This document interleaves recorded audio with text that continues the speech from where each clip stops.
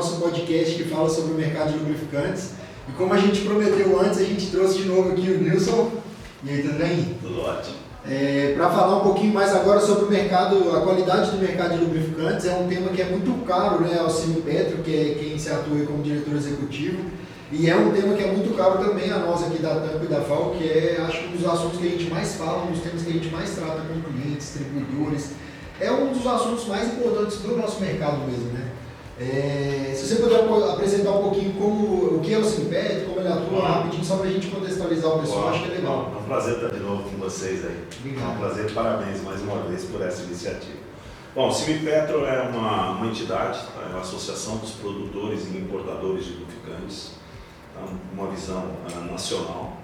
Tá? Hoje nós temos 63 associados, nós temos mais ou menos, em relação a número de empregos que nós geramos, mais de 10 mil. Tá? Nós temos um faturamento anual de mais ou menos 8 bilhões de reais, que os nossos associados todos chegam. E também nós temos mais ou menos uma movimentação no mercado de mais, acho que uns 800 SKUs. Tá? Então, nós somos uma instituição focada em representar esses produtores e importadores junto ao mercado e fazer com que o nosso mercado seja cada vez mais controlado e a gente possa seguir as regras que o mercado define. É isso. E como que surgiu esse negócio? Se você puder contar um pouquinho de histórico, né? Essa questão da qualidade, por que o Sinipetro quis capitanear isso, quais eram as questões que estavam acontecendo antes, assim, acho que tem muito do que veio da própria legislação da ANP, mas eu acho que também ela vem através de uma certa pressão, uma apresentação do mercado de que esse problema estava acontecendo, né? Das deficiências de qualidade que eram mais presentes no nosso mercado do que elas são hoje até, né? Hoje o nosso mercado de lubrificantes ele tem alguns aspectos que impactam demais. Para quem comercializa tem esse impacto. Nós temos impacto de roubo de carga, tá? Nós temos muito roubo de carga de lubrificantes, que é um produto fácil de ser vendido dentro do mercado. Tá? Nós temos a parte de qualidade, como você comentou, hoje dentro desse escopo de produtos, tá? 40% representa a qualidade do lubrificante. E nós temos as falsificações, tá? Que eu acho que é outro tema também muito grave, que algumas marcas elas estão sendo falsificadas. Além de outros aí nós temos impostos, aí nós vamos abrindo. Então, as maiores dificuldades do mercado de lubrificantes estão muito ligadas a isso. Com base nisso, o Sinipetro ele fez uma coisa, Lucas, que levantou uma bandeira, que era uma bandeira que estava sendo agitada, mas eu acho que faltava energia, tá? Então a gente pegou essa bandeira, tá? Uniu algumas entidades também, o Sindilub foi um que nos ajudou bastante nisso aí, e o programa Juntos pela Qualidade foi criado pelo Sindilub e nós abraçamos também, junto com eles. Então todo esse processo de qualidade é uma das coisas que nos preocupa demais. Porque se a gente olhar o mercado brasileiro hoje, 7 a 10% são produtos que não seguem as regras que o mercado define, que é a ANP. Então isso prejudica demais para quem é produtor. Sem dúvida. Hoje, para dar um exemplo, eu recebi uma ligação de um produtor, um associado nosso, reclamando disso. O mercado está muito complicado isso aí para comercializar produto, o pessoal não está seguindo as regras. São coisas que acontecem. Mas não é só no nosso mercado, Lucas. Tá? Isso acontece com bebida, Sim. Acontece com azeite. Tá? Então é uma coisa que o nosso mercado a gente tem que conviver com isso. Só que o conviver, nós como entidade nós precisamos agir, tá? Não só olhar. Então o que nós fazemos? Tá? É fazer com que essas ações que a gente toma, a gente pode focar e ter um resultado que todo mundo tenha, algum benefício, que é isso que eu vejo. Sim. E eu mesmo uso muito o termo, muito comum no nosso mercado falar de não conformidade, né? Que é basicamente o produto que não atende àquela especificação que está no rótulo, né? Eu uso muito o termo, que é um termo que as pessoas conhecem bem, que é adulterado, né? Porque assim, o combustível adulterado é uma coisa que muita gente já conhece, entende que é basicamente um combustível que não está seguindo aquela norma. Ele não é a gasolina que eu espero, ele não é o etanol que eu espero. E um lubrificante não conforme ou com problema de qualidade é a mesma coisa. É basicamente um produto que está escrito ali no rótulo que ele é uma especificação SM, SL, e na prática ele não está atendendo aquela especificação, né? O que normalmente são as mais comuns aqui e como isso como a gente consegue achar isso no mercado, como essa informação chega ao mercado, né, de que está havendo esse problema de qualidade? Ô Lucas, uma das coisas que nos preocupa, tá? A adulteração, que é isso, pior são os produtores que não possuem registro na ANP como produtor. Sim. E como ele atinge aquela especificação, né? Igual esse produto, então ele é um SP, um 016 SP. Então ele está usando um certo aditivo que garante que ele atende a especificação SP. Né? Então a gente fala qual é o fornecedor de aditivo, o fornecedor de aditivo fez testes lá junto à montadora, fez testes junto à API normalmente, para certificar que esse aditivo que tem aquela certa composição atende àquela aplicação de produto, ou seja, o veículo que pede uma especificação SP, ele foi testado para funcionar com aquela especificação, né? E aí, o que é essa especificação? Né? É desempenho máximo e mínimo para várias coisas, né? Para proteção com relação à borra, para proteção contra desgaste, para proteção de correia dentada ou correia banhada a óleo, como são alguns casos. Então, cada teste, cada especificação, ela tem algumas exigências, né? Que normalmente estão ligadas ao uso de certos óleos básicos ou de certos aditivos, né? E muitas vezes a não conformidade ou essa adulteração, ou esse cara que nem a ANP tem nem registro de que ele é um fabricante existe, ele não vai seguir essas normas, não vai comprar desses fornecedores que são testados, que foram aprovados e por aí vai. Né? E o nosso mercado ainda tem mais uma coisa, tá? Que é preocupação com o meio ambiente. Sim. Tá? Nós temos a coleta do óleo usado e também a coleta da embalagem. Exato. Esse cara que não tem registro na ANP como produtor e não tem registro no produto, como você estava comentando, ele também não cumpre. Exatamente. Então ele está penalizando o consumidor que está na ponta e a sociedade inteira de uma forma muito drástica. Tá? É isso que é impactante. Sim. Tentando responder a tua pergunta em relação às maiores dificuldades em relação à qualidade dos lubrificantes, a qualidade do lubrificante, como você falou, um lubrificante é um óleo básico mais aditivos. Tá? O óleo básico, tá, ele dá uma característica mais de viscosidade. Tá? O que dá o desempenho, que é isso que a gente está falando, atender uma API SP, como o 0W16 da Falk, é o pacote de aditivos.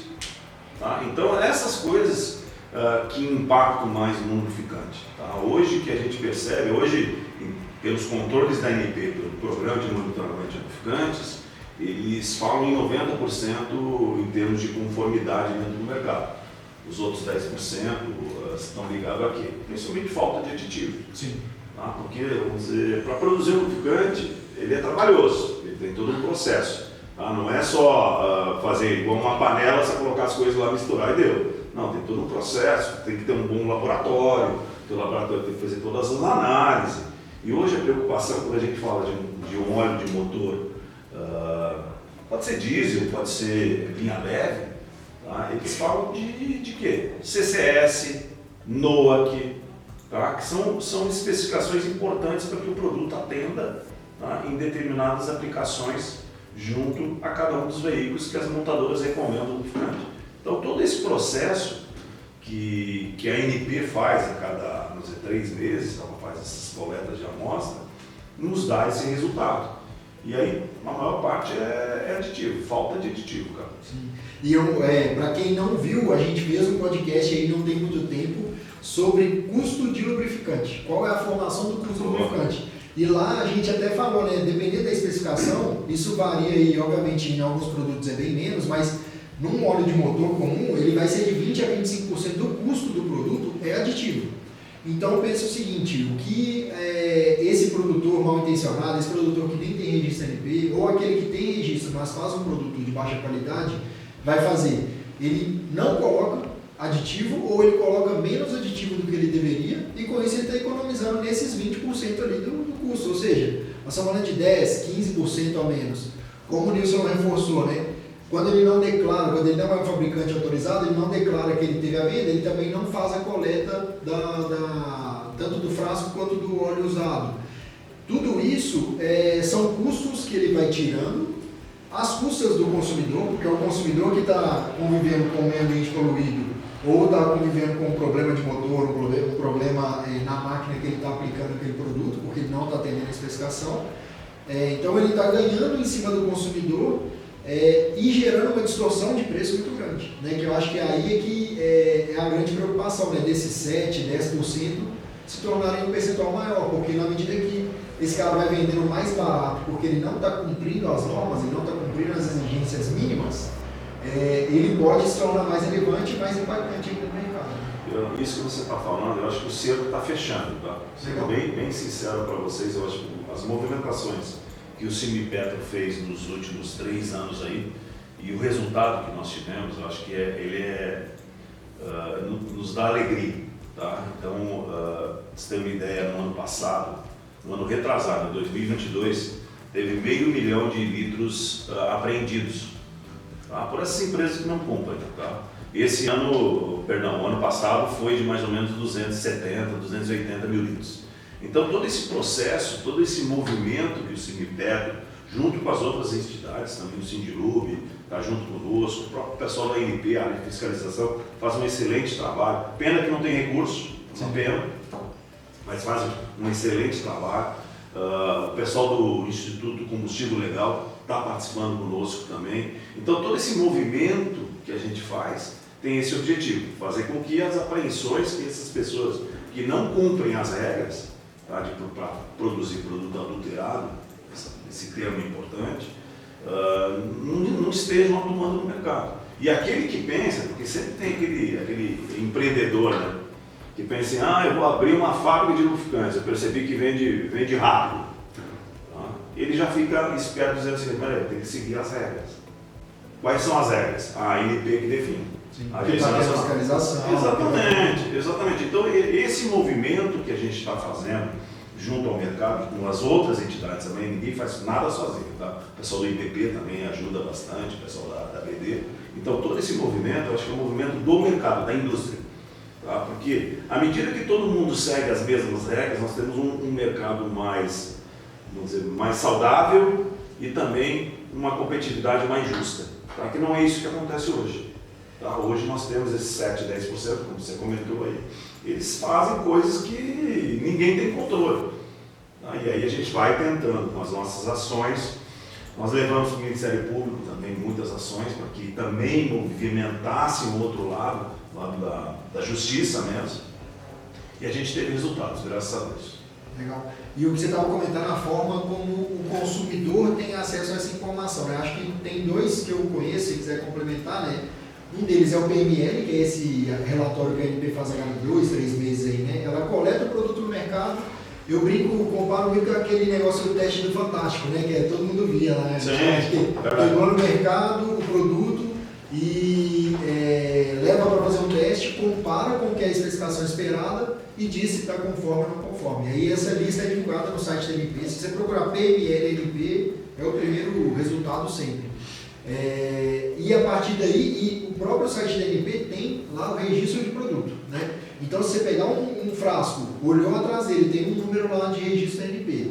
Você pode buscar exatamente esse número de registro e tentar encontrar. Se não existir, provavelmente você está de frente aí para um produto que é irregular ou de alguma forma não está registrado e é de um desses produtores assim. E quando um consumidor vê isso, o que ele tem? O que ele pode fazer assim? Quais são os meios? É que é o seguinte, o lubrificante ele é silencioso.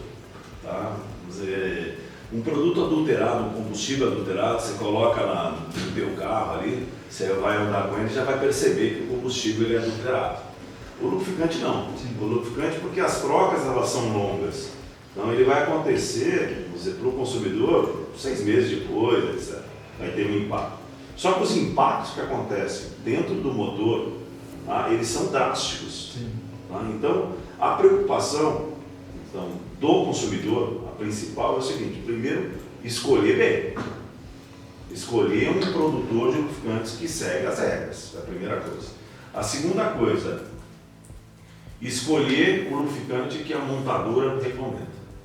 Tá? Se a montadora recomenda um 5W30, utiliza um 5W30 com a especificação API SM, vamos dizer, Dexon, no caso da GM, geração 1, 2, 3, que seja. Então, é a segunda recomendação que eu dou para o consumidor. A terceira é, quando encontrar um produto que não segue as regras, tá, denuncie, tá, nos ajude a trazer essas informações para dentro do nosso meio e fazer com que essa empresa ela seja punida, tá, e também não prejudique mais o nosso mercado. Então é isso que nós pedimos como Simipetro, como uma associação de produtores e importadores de lubrificantes, para que vocês também nos ajudem, tá, a proteger esse mercado. Porque, como eu comentei antes, o impacto vai vir só depois, você consumidor. Então, vamos nos preparar antes, tá? Vamos nos proteger. Muitas vezes a gente vê que o carro formou uma borra ou já está ali com o lubrificante sem executar nenhuma função e o consumidor não tem essa percepção, né? Na hora que ele vai ter que fazer o motor, e o grande problema que a gente vê disso é que às vezes o consumidor ele vai pegar e falar assim, o carro está velho. E aí ele coloca a culpa no carro, no combustível, e ele não pensa naquele lubrificante que foi colocado e foi às vezes sugerido até por um aplicador, que foi quem causou tudo aquilo, quem causou aquela borra, né? Porque assim, os metais, né, isso é uma coisa legal, quando você vê lá aditivação suficiente ou insuficiente, são compostos metálicos, né? Você tem cálcio, zinco, fósforo, eles estão executando alguma função. Ele está executando uma função de prevenir a borra, ele está executando a prevenção do desgaste, ou ele está com um molibdênio ali para prevenir o contato entre as peças. Tudo isso tem uma função muito específica e na medida que um óleo que foi feito para um carro tão tecnológico não usa aquela especificação, aquele aditivo, aqueles compostos metálicos, ele vai gerar esse problema. Ele pode não aparecer na primeira, ele pode não aparecer nem com o primeiro dono, mas ele vai aparecer. E quanto mais a qualidade, quanto pior é a qualidade, mais rápido isso aparece e mais rápido isso vai gerar efeito no carro, na máquina que está usando aquele lubrificante. Então, se prevenir é o melhor caso, porque muitas vezes você não vai ter. É raro você colocar um lubrificante que simplesmente o carro vai começar a bater, não é exatamente isso, né? Ele não está executando aquela função de longo prazo de limpeza, de desgaste, é essa função que não está sendo executada quando a gente tem esse tipo de problema. Mas viu, Lucas, eu acho que o pessoal, vamos dizer, o consumidor, até o distribuidor, né, os seus distribuidores, aí, o mercado inteiro, o pessoal não tem ideia de como é desenvolver um lubrificante. Quando a gente fala de Fórmula 2, Fórmula 1, tá? A tecnologia ele vem desses grandes eventos. Exato. Você tem uma ideia, para desenvolver um lubrificante, tá? Ele tem um investimento de mais ou menos entre mais de 300 a 500 mil dólares para você fazer um investimento para chegar numa especificação que está nos frascos. Então, esse investimento ele é feito para quê? Para que o motor que for utilizar o lubrificante tenha um excelente desempenho, que é isso que nós queremos. Tá? É isso que você foca na Falck. Exatamente. Tá? Ter um produto que vai atender a especificação que o próprio fabricante está fazendo. Beleza. Depois disso, tá? Tem todas umas aprovações que são feitas em órgãos internacionais. Tá? Então, muita gente não sabe. Mas é só colocar esse P lá, ou SL? Não. Tem todos os testes que são realizados. Para quê? Para que aqueles metais, como o Lucas comentou, eles possam preservar o motor que vai ser utilizado no lubrificante. Tá? Pode ser um sistema hidráulico, pode ser qualquer outro lubrificante dentro. Todos são com esse benefício, que é gerar uma proteção. Então, e desempenho, né? Claro. Então, um teste ele é demorado, não é tão rápido para você ter uma especificação. Por isso que a gente vê especificações que demoram 2 anos para vir. Então, são coisas longas, tá? São testes trabalhosos. E aí, dentro do mercado, empresas que não utilizam a qualidade, daí nós estamos o quê? Nós estamos atacando todo o processo de engenharia que foi feito, toda a proteção que foi feita para que o lubrificante possa atender da melhor forma o equipamento e prejudicando quem? Você, consumidor. Não tem jeito, infelizmente. E muitas vezes, aí dando um pouco a dica aqui, né? O consumidor, ele às vezes acha que está tirando uma vantagem ao comprar um lubrificante muito barato, mas por quê? Muitas vezes quando ele olha o rótulo e vê que está escrito a mesma coisa no rótulo, ele pode entender que é o mesmo produto. Mas todo mundo sabe, em qualquer segmento, em qualquer coisa, não existe nenhuma mágica. Né? Bom, o barato sai caro, né? Exato. Não é um ditado. Não tem como custar metade do preço e está escrito exatamente a mesma norma, a mesma especificação e aquilo ser a mesma coisa. Então, assim, esse é o preço, eu acho que é a primeira coisa que qualquer um pode prestar atenção e entender. Existem sim posicionamentos ali um pouco mais barato, um pouco mais caro, essa variação obviamente existe, mas quando você começa a ver um produto que, principalmente o aspecto visual já te dá um indicativo, parece que não é tão confiável assim. Depois você vai lá, olha o preço, ele está metade do preço de qualquer outro dos produtos que estão na prateleira. É um indicativo, dá uma investigada melhor, procura o registro no NP, procura o PML, vê se no PML esse produto está tendo uma conformidade recorrente.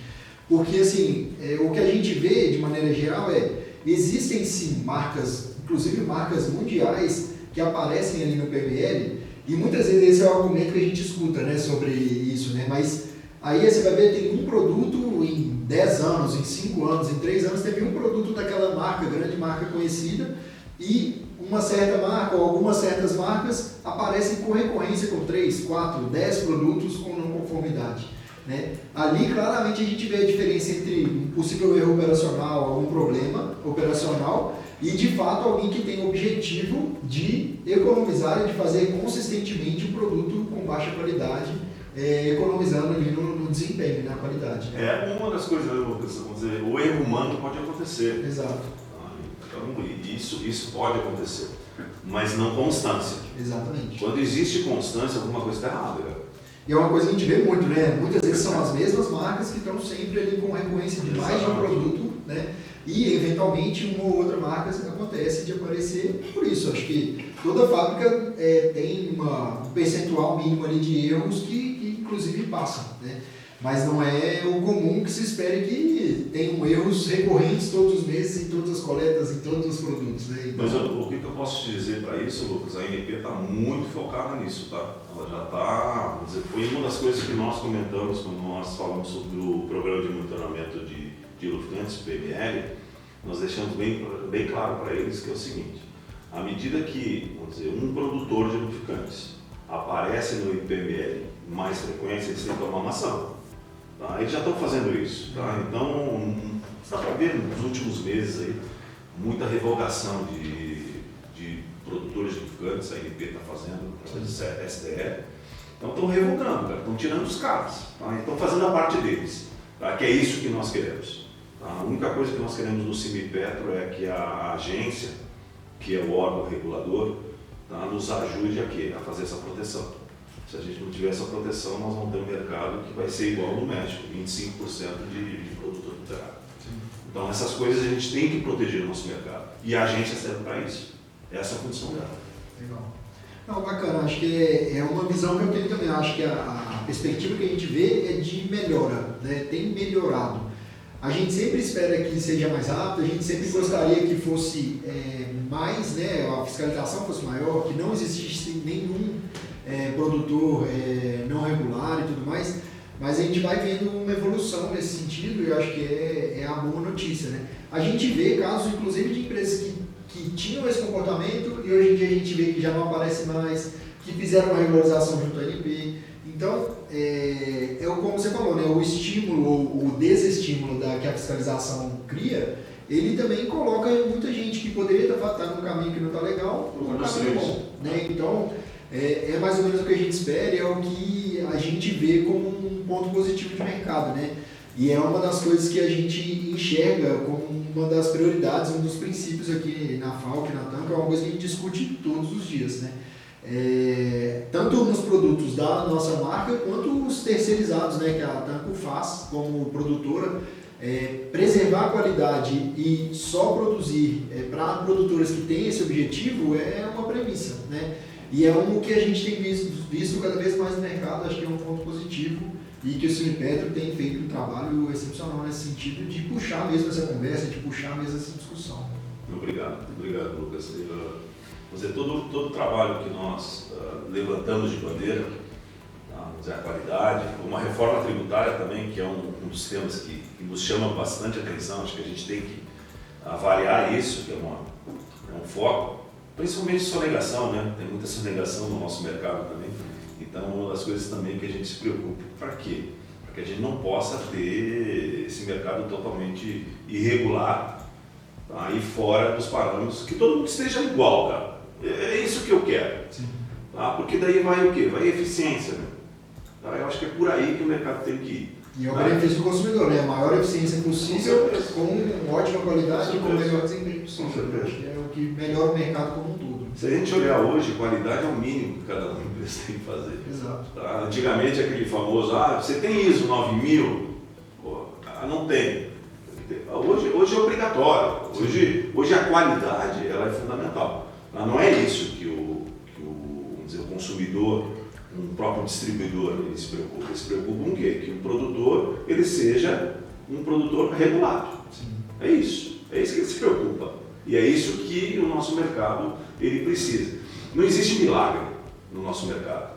Tá? Falar assim, um produto ele tem que estar tendo uma diferença de 20%, 30%. Não existe, tá? Já falo para você, consumidor, não existe isso.